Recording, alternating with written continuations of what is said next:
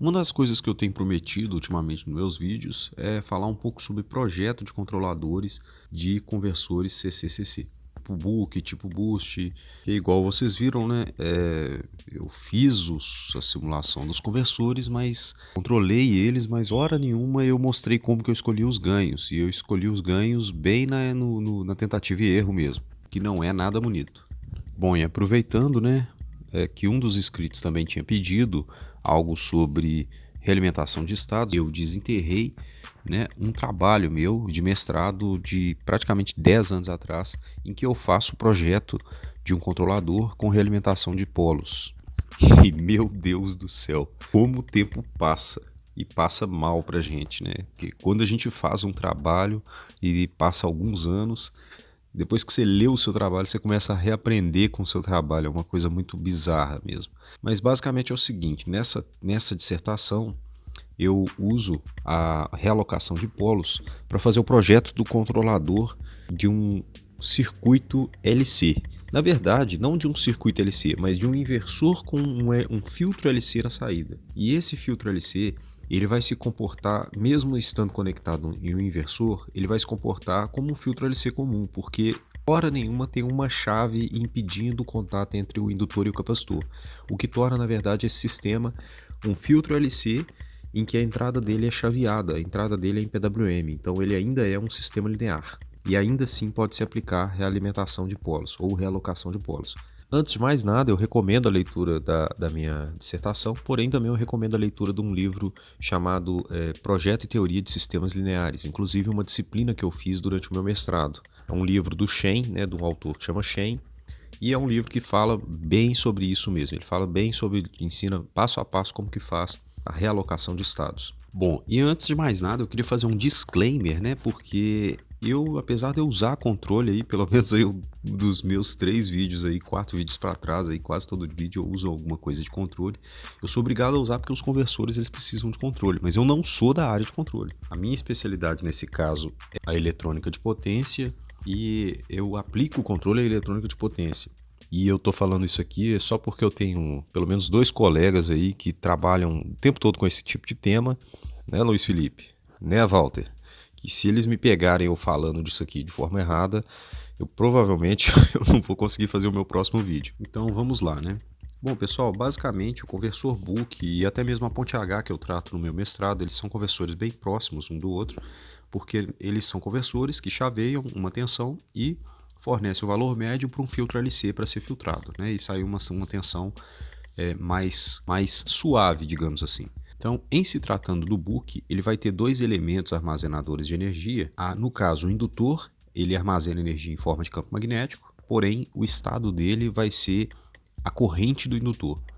Enquanto o capacitor, que armazena energia em forma de campo elétrico, o estado dele vai ser a tensão dele, aí no caso a tensão de saída também do conversor. Nós podemos representar um sistema linear, no caso aí o book, né, de diversas formas. Uma dessas formas é um diagrama de blocos, por exemplo. E num diagrama de blocos, um sistema com 2 estados desse tipo, ele vai ter pelo menos 2 malhas de realimentação. Não sei se eu estou me expressando da forma certa, mas tanto a tensão quanto a corrente são realimentadas naturalmente no sistema. A corrente pela resistência e a tensão pelo fato de ser uma malha fechada aí, né, do indutor com capacitor e da tensão de entrada. Também você pode representar esse tipo de sistema através de uma função de transferência, e eu estou dando um exemplo genérico. Mas uma das formas que a gente vai usar aqui é o espaço de estados, que vai ser necessário para o projeto de controlador utilizando a técnica que a gente está utilizando. Então, basicamente, as formas como a gente vai representar, elas sempre vão resultar na representação do sistema linear. E elas são possíveis de você transformar uma forma na outra. Nada impede. Então, na verdade, elas são só maneiras diferentes de representar o mesmo sistema. Bom, então, entendendo o book como um filtro LC em que entra uma tensão toda picotada em PWM e vai sair uma tensão filtrada, a gente vai entender primeiro que a gente tem que entender que os estados desse sistema vão ser a corrente do indutor e a tensão do capacitor. Já os parâmetros deste sistema vão ser o indutor, o capacitor, uma possível resistência do indutor e praticamente só isso mesmo, né? E antes de começar a montar a matriz do espaço de estados, que vai representar esse sistema, a gente vai falar das equações diferenciais de ambos os elementos armazenadores de energia. Então, a gente tem a equação diferencial do indutor, representada por essa equação que eu estou escrevendo aí, e a equação diferencial do capacitor. Bom, nesse caso eu queria chamar a atenção para que um dos termos aí dessa equação do indutor, a gente tem aí a tensão de entrada do circuito multiplicando o ciclo ativo dele, que é o valor médio que tem do PWM na entrada. E desde que ele filtre, né, de que ele não responda às frequências altas e filtre essa tensão, ele vai entregar o valor médio, né, na saída. Só que é o seguinte, eu queria chamar a atenção também que esse D aí, esse ciclo ativo que está representado pelo D, a gente vai usar uma outra variável também que vai chamar D e que a gente não pode confundir os dois. O capacitor também, eu vou começar a chamar ele de cap, né, da variável cap, aí, só para não confundir com uma outra matriz C que a gente utiliza no espaço de estados. Fazendo um adendo aí também, quanto à equação do capacitor, a gente pode considerar ou não uma resistência de saída conectada nele, na carga, né, como carga. E isso vai mudar a dinâmica do seu sistema. Então, na verdade, o seu sistema ele vai ter você pode representar a sua carga como um parâmetro ou como uma perturbação. E vamos considerar também que a resistência do indutor é nula e a resistência de carga, que representa a carga, é infinita. Nesse caso, o sistema vai estar operando sem carga. Bom, e para construir o espaço de estados, a gente vai se basear nas equações diferenciais, porque na verdade o espaço de estados nada mais é, né, do que uma equação diferencial matricial. E basta que a gente rearranje essas equações que são interdependentes, né, em uma matriz, que a gente vai perceber que a gente vai ter o espaço de estado, em que essa primeira matriz aí que é quadrada vai ser a matriz denominada a segunda matriz aí é a B, tem também a C, e a D aí no caso ela vale 0, né? A matriz A e a matriz B, elas são o seguinte, a matriz A é a matriz que relaciona os estados às derivadas dos estados, e a matriz B é a outra componente disso que relaciona a entrada, a derivada dos estados também. Desculpa, Luiz Felipe e Walter, se essa explicação não estiver satisfatória para vocês. Portanto, buguem. Uma outra coisa, né? Por que a gente chama essa técnica de realocação de polos, né? Todo sistema linear tem polos. Pelo menos, todo sistema que tem polo vai ter uma dinâmica. E de forma bem resumida, se esse sistema for estável, ele vai ter os polos dele localizados à esquerda do plano S. Se ele for instável, ele vai ter os polos localizados à direita do plano S. E se ele for marginalmente estável, ele vai ter os polos localizados bem no eixo, né, aí no eixo aí com a parte real zero. E adivinhem, o nosso circuito LC, ele se encontra basicamente nessa situação. Ele praticamente se encontra num ponto em que a resistência do indutor, a resistência do capacitor é tão pequena, que ele praticamente se encontra aí localizado no eixo imaginário. E como ele é de segunda ordem, ele vai ter um polo complexo, né, dois polos que são conjugados e que estão à mesma distância do zero. Só um detalhe, a distância do polo em relação ao zero vai determinar o quão rápido é a dinâmica desse sistema, quão rápido é o transitório dele. Basicamente, quanto maior a distância da parte real desse tipo de filtro para o zero, mais rápido ele vai se assentar, ele vai se acomodar. Porém, se ele estiver no eixo imaginário, esse negócio vai ficar oscilando o resto da vida, justamente pelo fato dele ser marginalmente estável. Ele não explode aí para valores infinitos, mas ele fica oscilando. E o que a gente quer fazer com essa técnica? A gente quer realocar os nossos polos para que o nosso sistema tenha uma dinâmica desejada.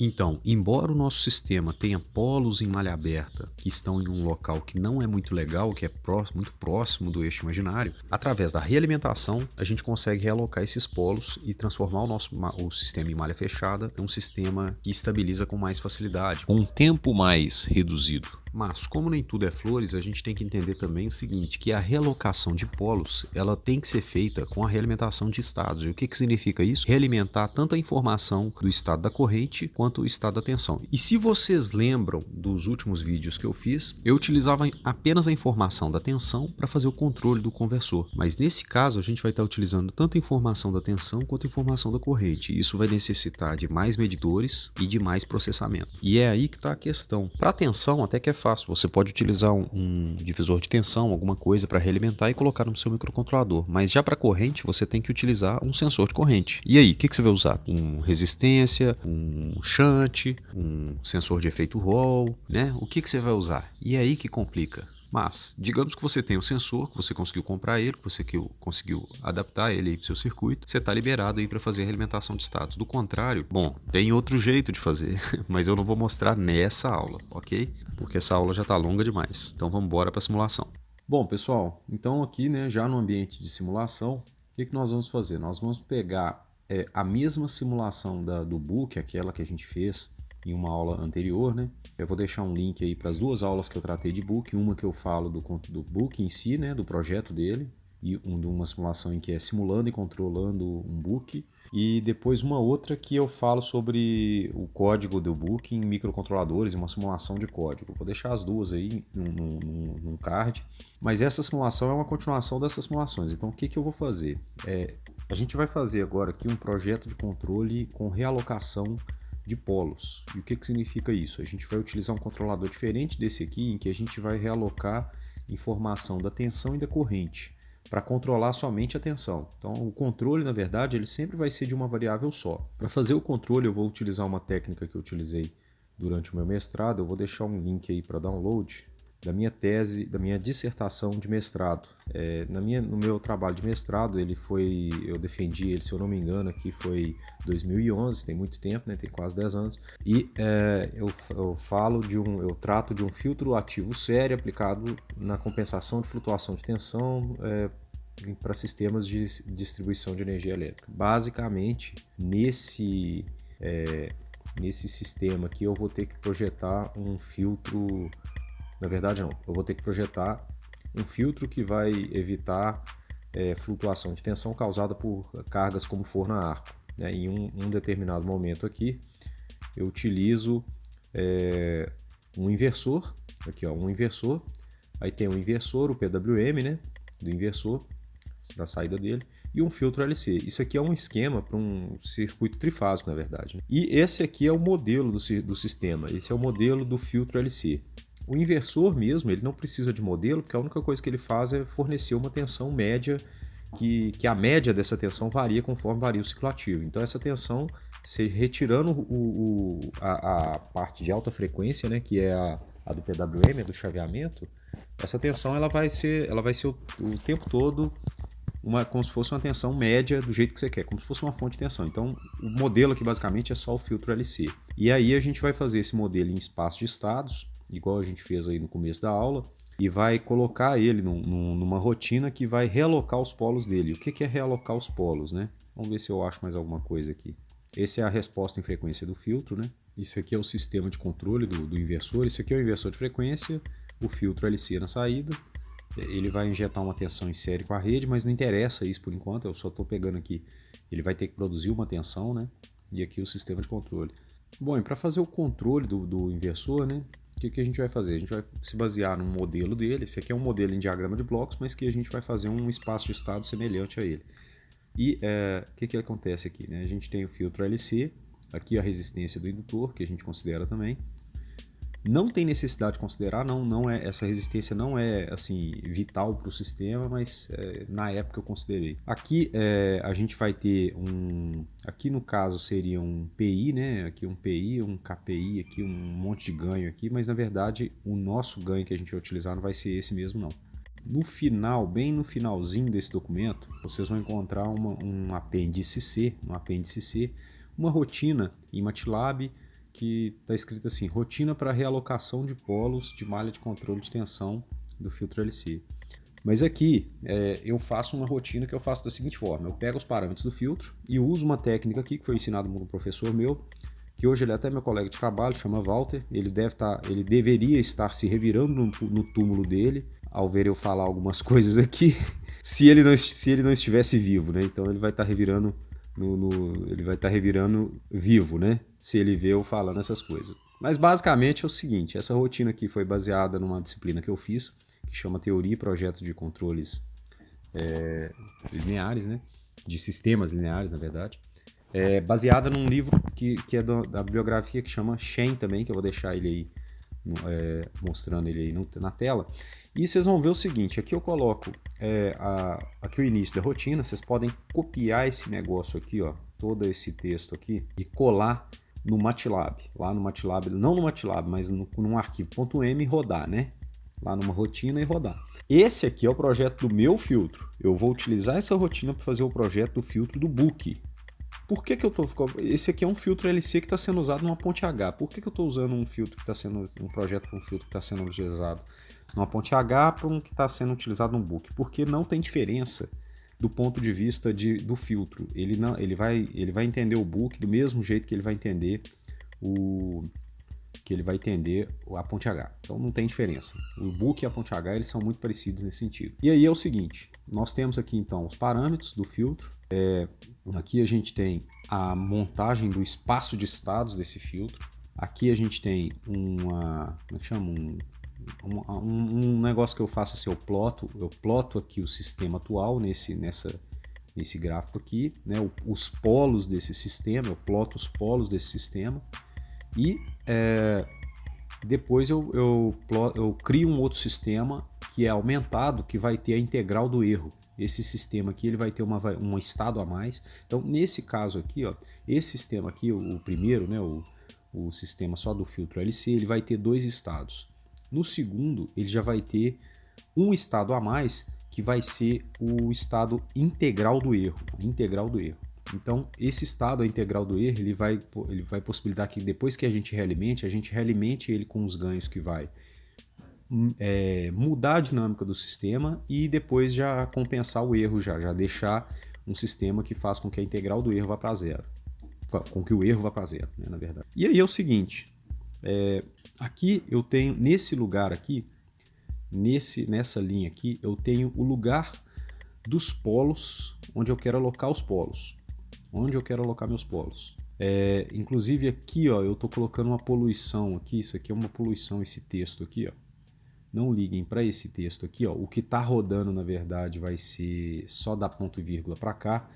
Essa outra parte aqui deve ter sido outros polos que eu usei para experimentar na época e deixei sem querer na rotina lá na hora que eu copiei para a dissertação. E depois aqui eu uso aqui algumas variáveis, não me lembro bem o que é isso aqui, porque tem mais de 10 anos que eu fiz essa disciplina, que eu criei essa rotina. Então essa rotina aqui ela foi usada no final do meu mestrado, porém ela foi criada durante uma das disciplinas, né? Então, 10 anos, né? Não é possível que eu vou lembrar isso aqui, ainda mais que eu fui uma anta de não ter comentado tudo. Mas basicamente é o seguinte, isso aqui, ó, é uma matriz T que a gente usa para criar um sistema aqui que está sendo realimentado, né? Depois que está para ser realimentado, e com o ganho KF ele vai ser realimentado. E aí depois a gente consegue calcular qual que vai ser o ganho KPI, o ganho KPV e o ganho KIV. Então vocês vão entender o seguinte, o ganho KPI ele vai ser o ganho que vai pegar a corrente e colocar na informação da entrada, na informação do controle lá, do sinal de controle. Então esse ganho aqui vai multiplicar a corrente que a gente está medindo do indutor, que é um dos estados. O segundo estado vai ser o ganho KPV, né? Esse ganho KPV vai multiplicar a tensão que está vindo dos estados. E o terceiro estado vai ser a integral do erro. E esse ganho aqui seria como se fosse o ganho do PI, né? O ganho KI, né? O ganho da integral, né? Então esse cara aqui vai multiplicar o erro, que é a diferença entre a referência e a sua tensão que você está medindo. Então vamos colocar esses caras aqui no nosso controle e vamos ver como é que funciona. Antes disso, o que eu vou fazer? Eu vou adaptar minha rotina também. Então, basicamente, o que eu vou fazer? Eu vou colocar aqui, eu vou utilizar também os parâmetros de um outro book, de um dos alunos inscritos, que ele pediu para, justamente, ele estava com dúvida em realocação de estados. E eu já estava para fazer um vídeo disso, de projeto de controlador. Porém, o que eu fiz, né? Eu pensei e falei assim, não, bom, então vou fazer um aqui com o exemplo dele já, porque já ajuda ele e ele não tem que penar lá para ficar, ele já vai pegar um exemplo aqui bem próximo do dele. No exemplo dele, se eu não me engano, que a tensão de entrada do book é 30 volts, a tensão de saída é 12 volts, a potência de saída é 100 watts, a corrente saída vai ser, né? Em torno, acho que uns 8 amperes, alguma coisa assim. A frequência de chaveamento 200K e o restante aqui vocês já sabem. Só chamar atenção para uma coisa que é o seguinte: o delta IL que ele está considerando, né, o delta IL que ele pediu para considerar, é o IL sobre 5, é 20% da corrente de entrada. Inclusive eu errei isso aqui numa rotina passada, em vez do IL eu coloco o IO, mas na verdade é o IL, tá? É num vídeo aí que eu vou até deixar no card aí. Mas não faz tanta diferença não, né? Não faz tanto, não vai fazer tanto mal assim o projeto no projeto não. Só não vai ser o que, só não vai ser em relação à corrente de entrada. E como a corrente de entrada é a corrente do indutor, então a gente tem que garantir que essa corrente aqui, o delta-IL, para que ele seja um sistema contínuo e que possa valer como sistema linear, a gente tem que considerar que o delta-IL seja uma porcentagem, né, menor do que o inteiro, né, do delta do IL. E aí é o seguinte, aqui então vai ser calculado o meu indutor e o meu capacitor, e a gente vai usar esses valores aqui no final aqui. Então vamos projetar, vamos ver aqui o que dá. Ele mostra aqui que para esse sistema funcionar teria que precisar, para entregar 12 volts, precisaria de 0,4, né, de ciclo ativo, de razão cíclica, né, de ciclo ativo, e aqui o IL seria 3,3 amperes, o indutor seria 54 microamperes. Lá no exemplo dele ele falou que deu 18, mas eu vou usar baseado nisso aqui, que deu 54. Se der, não tem problema não, a gente faz de novo, não tem problema não. E o capacitor deu 3,4 microfarad, porém eu vou utilizar 4,7. Então eu vou utilizar 4,7 porque é um valor comercial e que você consegue achar, né? Então aqui já está, né, os valores do indutor. Eu coloquei esse valor CAP aqui, ó, porque é o seguinte: uma das variáveis nossas da rotina, daquela rotina que eu copiei e colei aqui no MATLAB, aquela lá da minha tese, da minha dissertação, uma das variáveis é a variável C, e é para você não confundir, né? Então você tem que tomar cuidado com esse tipo com espaço de estados por causa disso, porque tem A, B, C, D, né? Então esse D aqui, por exemplo, esse D aqui eu vou ter que, eu não estou usando esse D aqui que é o razão cíclica, ele não é o mesmo D do final aqui, não é o mesmo. Isso aqui é o D da matriz, é o quanto de entrada que você tem na saída nossa. A saída nossa é o VO, né? É o VC, né? A tensão do capacitor, o VO. E o quanto de tensão de entrada que você tem na saída. É zero de tensão de entrada que você tem na saída, né? Então não tem nada a ver com ciclo ativo esse cara aqui. Esse aqui é do sistema linear. A gente pode até dar um nome diferente aqui, né? Vamos colocar esse cara aqui de PWM, sei lá. Coloca outra variável só para você não fazer besteira aí. Beleza, então tá tudo aqui, tá tudo dimensionado. E aí teria que mudar tudo aqui também, né? O gênio. Certinho, certinho. Vou até colocar esse cara aqui diferente também, porque eu sei que vai ter problema. Aqui, né, o C é CAP e aqui é CAP também. Agora acho que tá tudo limpinho. Não tem nenhuma variável multiplicada aí de nome, né? Nenhum um homônimo, né? Então aqui a gente já vai fazer o seguinte, nós vamos colocar os valores aqui, ó.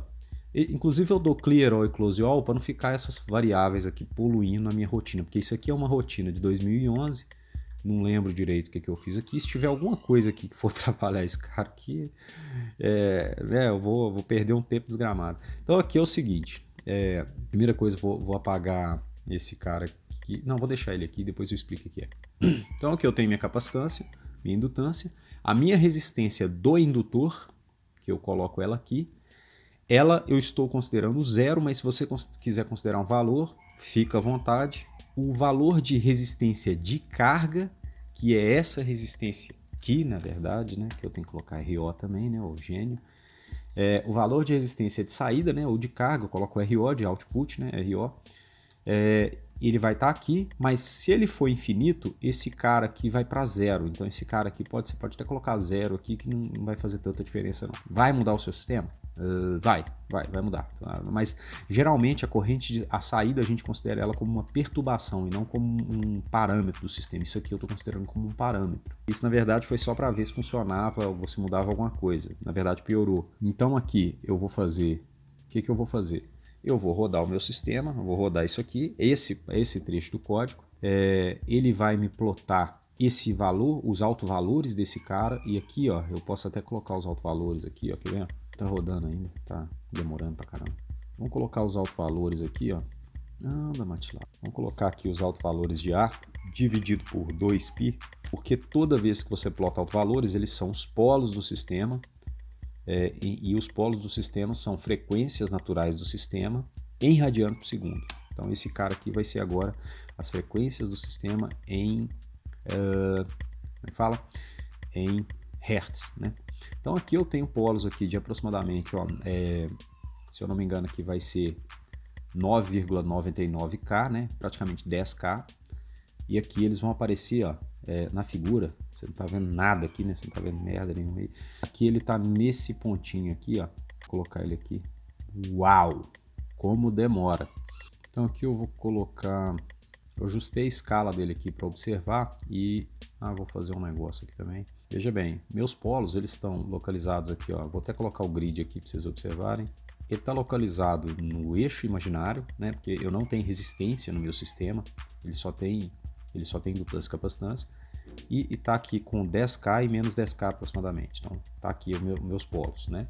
E eu vou realocar esses polos, porque eu não posso ter um sistema assim. Ele vai ficar oscilando o tempo todo, vai ficar muito ruim de funcionar. Ele vai ficar oscilando e não vai entregar o que eu quero.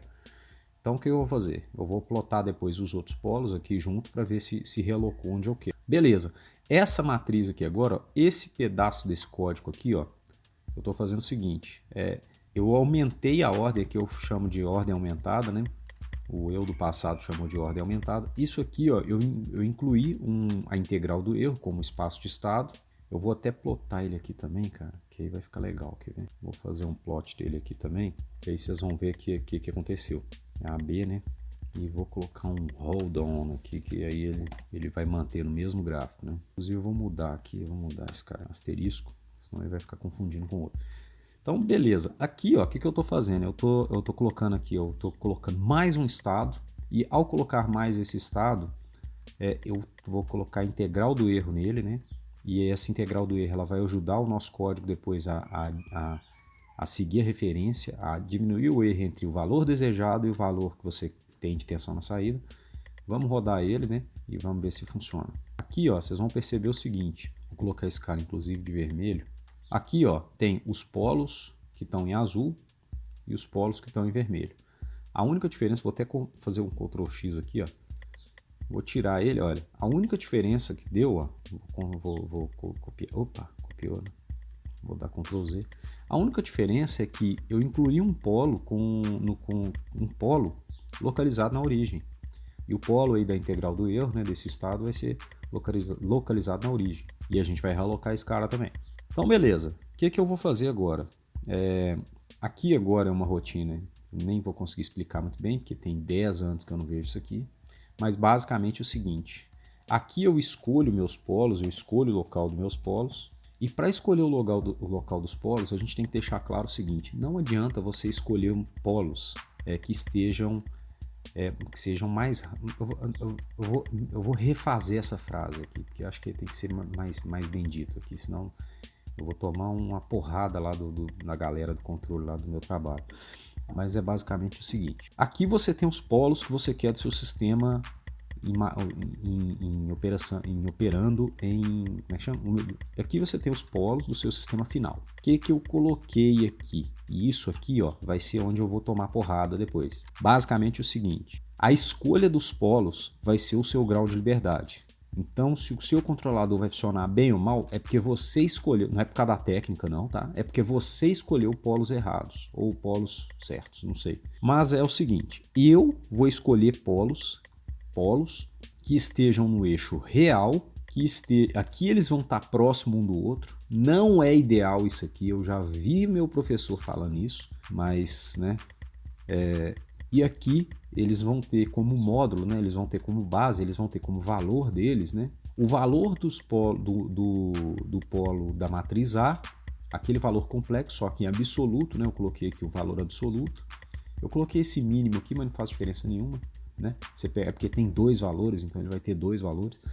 E aí eu pego o mínimo ou o máximo, não interessa. Mas basicamente eu vou fazer o seguinte, eu vou pegar o menor polo e vou colocar todos os meus polos para valores menores ou iguais. Ou seja, os meus polos eles vão estar pelo menos à mesma distância que os polos do sistema natural, do sistema sem controle, vão estar da origem. A distância do seu polo à origem, né? Essa distância aqui, ó, que ele está da origem, se ele tivesse aqui, ó, se eu tivesse um polo que tivesse aqui, se você tivesse um polo que tivesse aqui, nesse ponto aqui, quanto mais longe da origem, mais rápido o seu sistema vai ter a dinâmica dele, mais rápido ele vai ser. Então, quanto mais perto da origem, mais lento ele vai ser.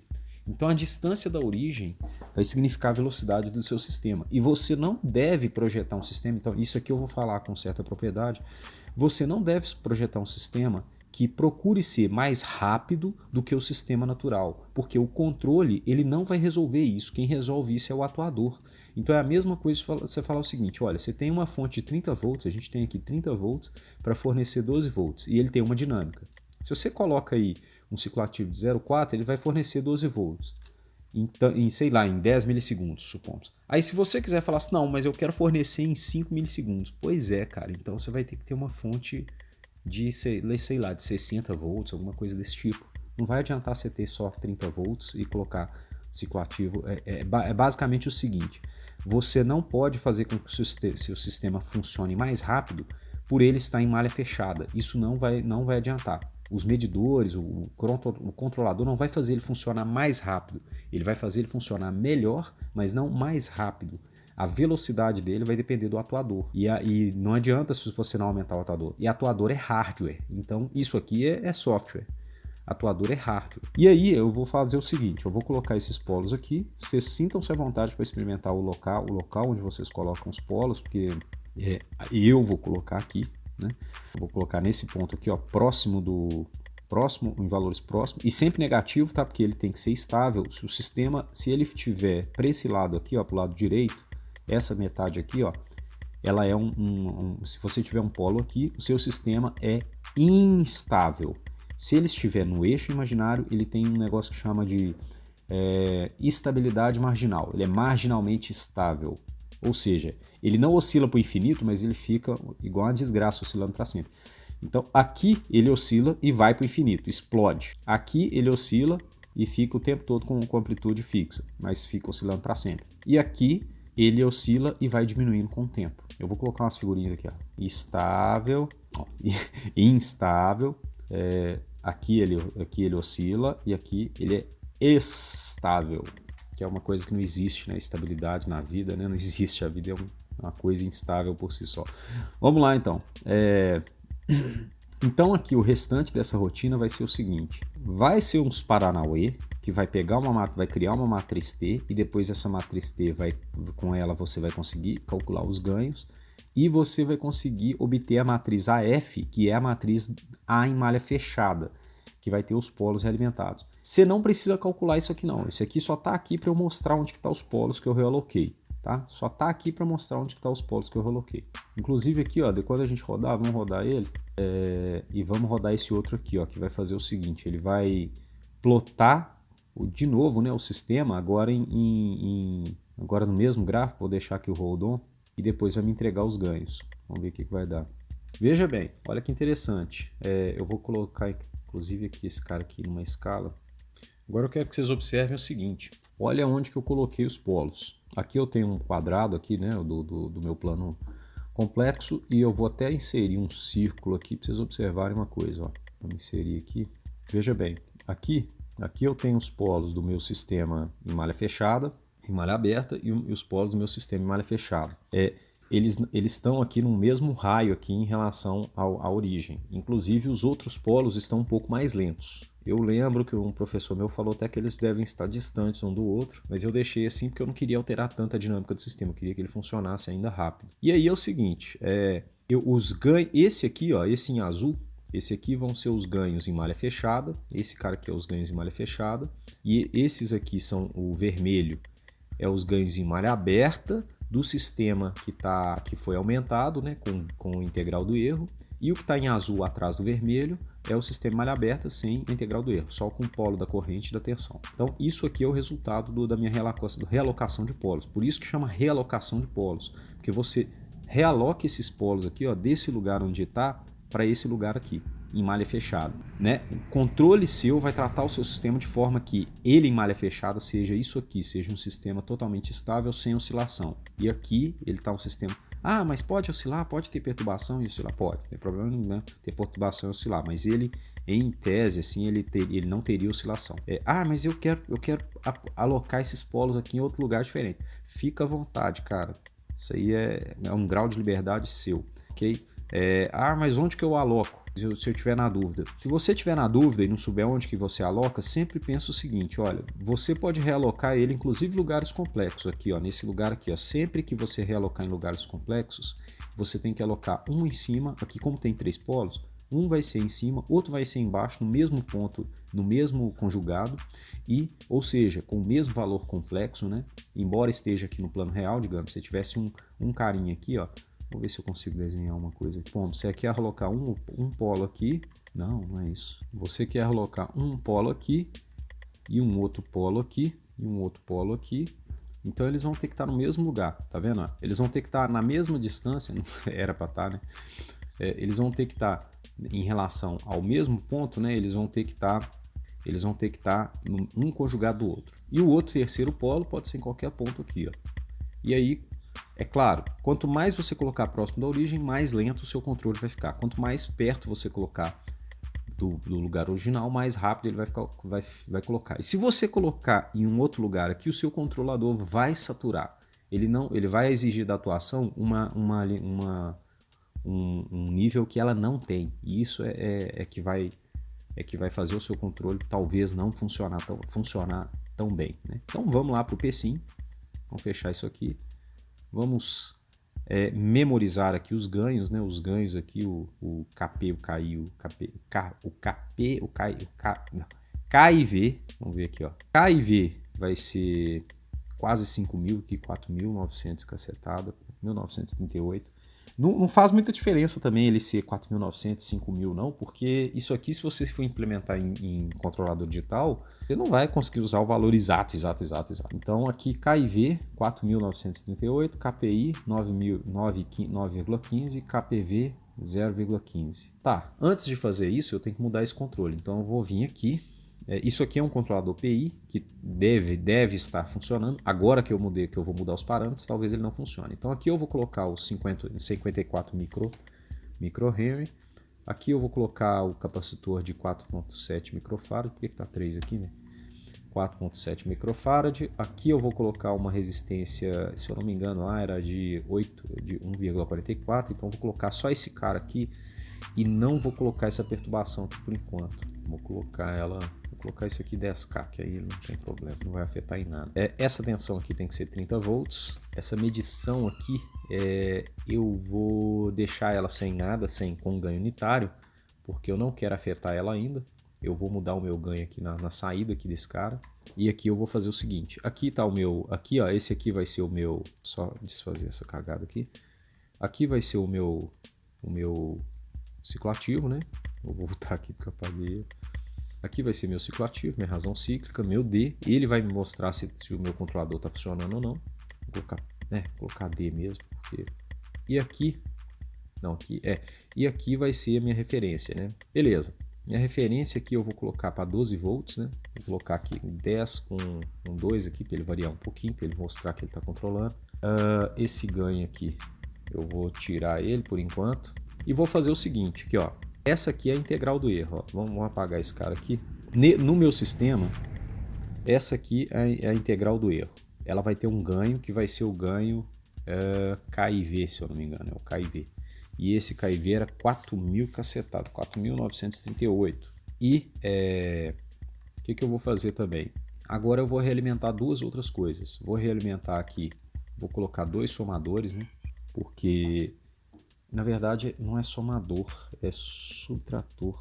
E aqui, ó, aqui o meu VO medido, né? O meu VO medido, vou tirar esse medido porque está poluindo muito aqui o meu VO, minha tensão no capacitor, né? E aqui vou colocar, vou copiar isso aqui, vou colocar aqui. Aqui eu vou ter um outro ganho para o VO. Esse ganho vai ser pequenininho, se eu não me engano é 0,15.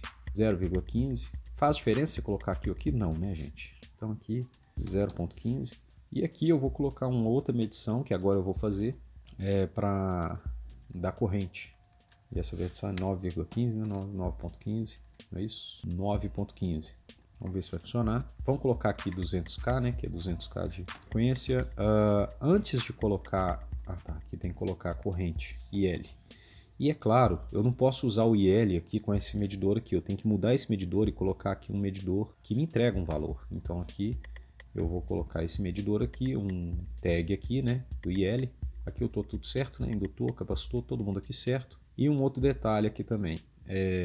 Ao colocar todo mundo aqui dentro, ó, ele vai me entregar um sinal de tensão em relação aos 30 volts. Então, o que eu vou fazer? Eu vou colocar um outro ganho aqui na saída que vai dividir todo mundo por 30. Porque se não dividir por 30, ele vai entregar um valor que vai saturar o controlador, o PWM. Então, todo mundo aqui vai ser dividido por 30, porque esse cara aqui tem pico em 1, tá vendo?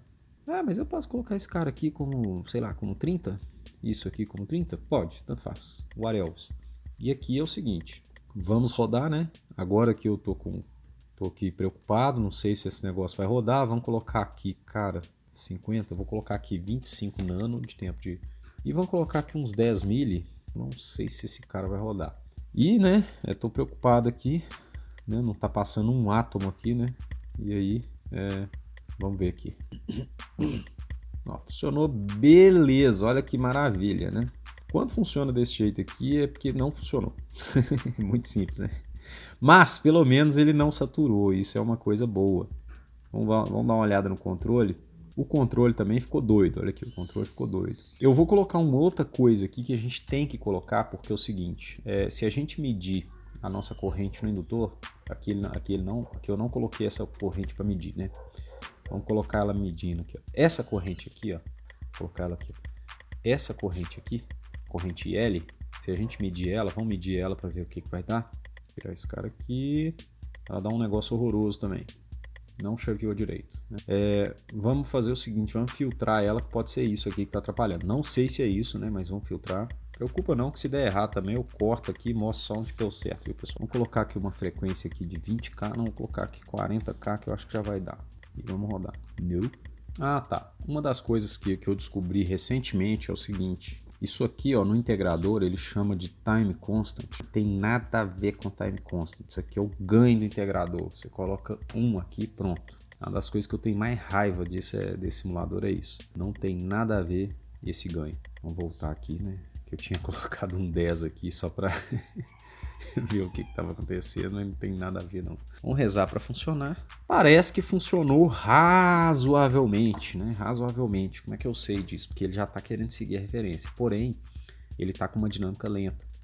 Então eu vou fazer o seguinte, vou colocar essa simulação aqui um pouco mais demorada. Vamos colocar esse cara aqui também com 50 Hz e vamos rodar. Vai demorar pra cacete. E aparentemente funcionou.